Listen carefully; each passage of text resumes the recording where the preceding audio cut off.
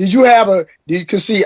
I didn't grow up with my mother or my father, so. But so sorry, I gotta say the exact word: abandonment issues. We have abandonment issues, and a lot of us men are afraid for a woman to leave us. Go ahead. That's facts. Okay, so you hit it right. You just said it. You just said it. We hold on to when if a woman try to leave us, we want to know why. Like, hold on, baby. You just even leave like that. Like, I need closure. Like, we need to talk about this. Right. You know what I'm saying? And that's real though. And that's what it is. So we have this abandonment issues from the beginning, and have to face these issues. Like, my mother was saying, "Boy, you like your daddy," but you keep in mind, Trey, my dad didn't raise me, but I'm like him, and I don't even. That's why kids have these identity issues that's been in situations where they get adopted, right? And they in this new family, and they looking at this man and this woman that's nothing like them, and they like, why I'm not thinking like y'all. Or why I don't believe what y'all believe and move how y'all move, and why I look like this and I don't look like you. And I think that identity crisis, it happens in us all, and we're trying to find ourselves. And in relationships too, I didn't have a mother and father in the household, so that's no excuse. But I'm trying to be a better person and be a better version of myself every day. And women through the process get hurt because I'm trying to find myself. So as a young man, I was real selfish of myself, and I didn't really care too much about nobody but myself, because that's the way I felt I had to succeed in the cities, being in Chicago. Like, I felt that I had to take care of myself first. And I was so selfish, and I knew I was selfish, and it's messed up because I became stubborn. I succeeded being selfish. But then when you get to a certain point, I can't do it by myself. Now I'm looking for others to help me.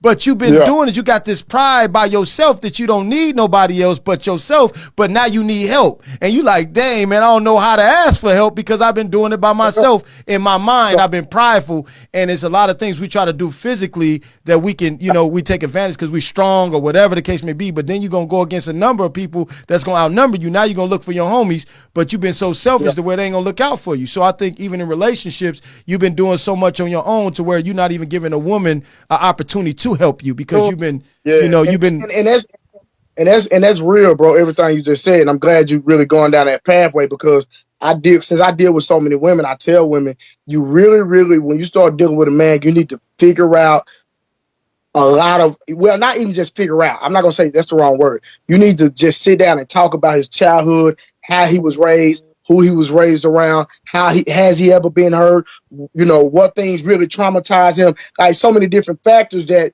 plays into who he is as an actual individual, because I believe that everything we do is a result. It comes from somewhere. It's a cause and effect to everything in our personality, in our character traits, etc. So I believe that instead of figuring out how much money a man has, what type of car he drives, really get to insert yourself in understanding who that man is as an individual, and that'll protect a lot of women from a lot of heartbreak, in my opinion. So what you said, Akbar, about you being like him, but you didn't even get to meet him. Do y'all think these traits is passed down through DNA?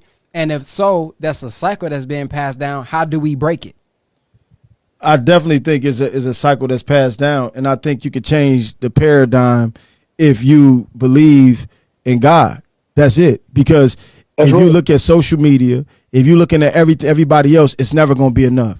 It's going to be a woman with a nice body. It's going to be a woman going to look at her, see another nice looking man. It's never going to be enough, man. I think even when I look at certain religions and things like that, like, for example, I was around a lot of Mormons, the LDS religion, and they don't look at Instagram like that. They don't have the luxurious lifestyle. They're not riding around Range Rovers, and they're not into those things. And a lot of times in that religion, you don't see a lot of urban people either, like African Americans. So that will change. We change the culture in a lot of ways. So if you put us in that environment, we will change it. But I think, when you look at even like when you think like the Minister Farrakhan and these brothers, and the women are covered up and they not revealing themselves. But, these women got bodies under there, but they're not showing that because they know the man made lust for that.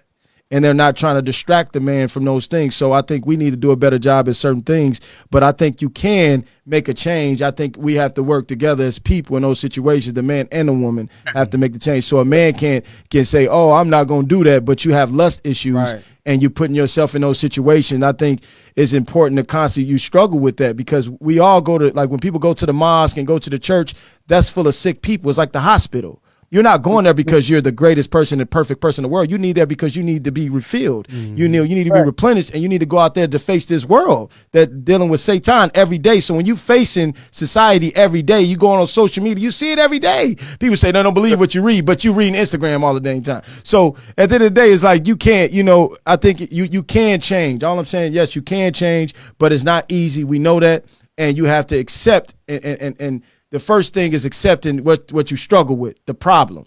And if you don't think you have a problem, you'll never try to fix it because it's not a problem in your mind. Like my brother, he drink all the time. He say, I ain't no alcoholic, but you smell like alcohol right now. Yeah, because I like drinking. What? You drunk.